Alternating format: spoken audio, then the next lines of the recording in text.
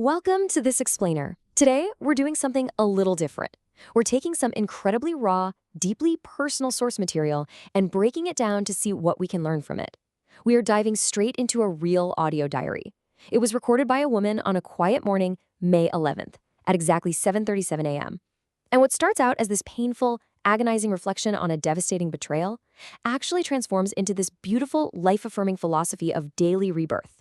We're going to map out her entire emotional journey today, from that initial shock right through to a profound realization about how we keep living.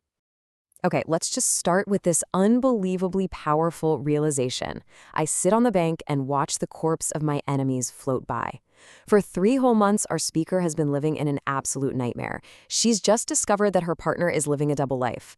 But instead of reacting with pure chaos, which, let's be honest, most of us probably would, she adopts this incredible stoic posture.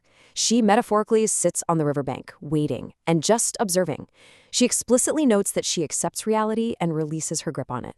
Not to forgive and forget, no, she does it to shift the focus entirely back onto herself. She absolutely refuses to engage in the dramatic crossfire. But, before we can find that light, we really have to acknowledge the dark abyss of this whole ordeal. Section 1, the physical toll of betrayal. Let's look at how this intense psychological trauma physically manifests in the body. This perfectly captures how emotional devastation just doesn't stay neatly contained in your mind. The relentless stress of uncovering a loved one's lies has concrete, physical consequences. She talks about the sheer exhaustion of constant hypervigilance, catching subtle glances, overanalyzing everything. It's tearing her apart to the point where she actually develops uncontrollable nerve tics. She goes to bed with severe, debilitating headaches. And worse, she describes this visceral, gross feeling of being spiritually dirtied with mud. It's like she feels spat upon by someone else's actions, and she's just struggling to wash that invisible dirt away. But here is a massive moment of self-awareness. Even in the very depths of her pain, she analyzes her physical symptoms and concludes that 80%, yes, 80% of her severe headaches and physical illness are actually self-inflicted. They are the direct result of her own psycho-emotional state. It's the endless rumination, the constant chewing over of the past weekend, obsessing over a situation she literally cannot control. She realizes right then that her own analytical mind is the thing dragging her under. Which brings us right to Section 2, reclaiming the self, the turning point. She realizes she cannot waste another precious second of her life dwelling in someone else's deception.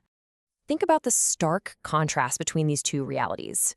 On one side, you have the partner completely immersing himself in this exhausting psychological performance. He's desperately playing the role of a decent family man at home while secretly living a double life. It's totally fake. But on the flip side, you have the speaker's newly defined goals. She wants absolutely nothing to do with that performance. She's seeking quiet authenticity.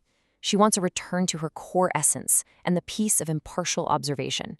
She knows that engaging with his illusion is only going to destroy her reality. So she refuses to stay a victim. To protect her sanity, she actually maps out a deliberate mental timeline. Right now, in the present, she just watches and waits. But she has set a secret, self-imposed deadline.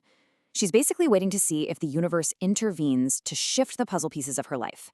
However, she promises herself that if that time limit hits and nothing has changed, she is going to take a definitive, active step to cleanse her life of this toxic situation.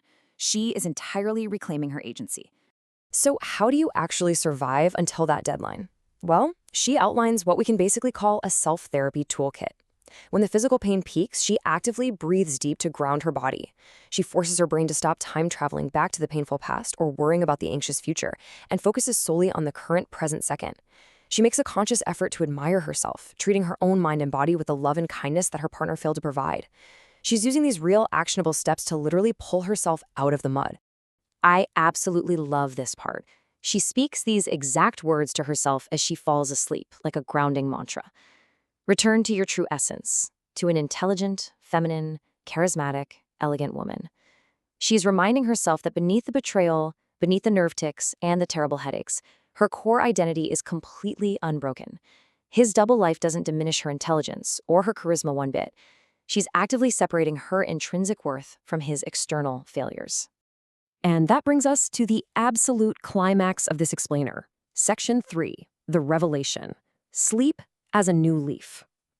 Through all this intense self-reflection, she arrives at a truly beautiful philosophical revelation about something we all do every single day, just going to bed. Her definition of sleep, or son in her native language, completely flips our standard understanding of biology on its head. Sure, sleep is physical rest for the brain, but she elevates it to a daily miracle. She sees human existence not as this one long, grueling marathon, but as a series of little lives. Going to sleep is the gentle ending of today's little life, with all its pain and its mistakes. And waking up? Well, waking up is a literal rebirth.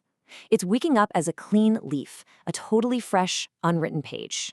And this is the ultimate takeaway from her agonizing ordeal. She realizes that we are all granted this divine right, this incredible mechanism of renewal, every single day until our human resources finally run out. The whole purpose of this new leaf is to let the emotional pain of yesterday die with the sunset. You get to wake up reborn. You're given replenished resources to fix the missteps of the previous day. You are granted the opportunity to live a slightly better, more intentional little life today than you did yesterday. It is such an incredibly empowering framework, especially considering it was built from the ashes of a deeply painful betrayal. As we wrap up this explainer, I want to leave you with this final thought. It's the exact sentiment she uses to guide her own healing. When you wake up tomorrow morning and the universe hands you a completely clean leaf, free from the burdens of yesterday, how will you live your little life today? Think about that tonight. Thanks so much for joining me on this explainer, and I'll see you next time.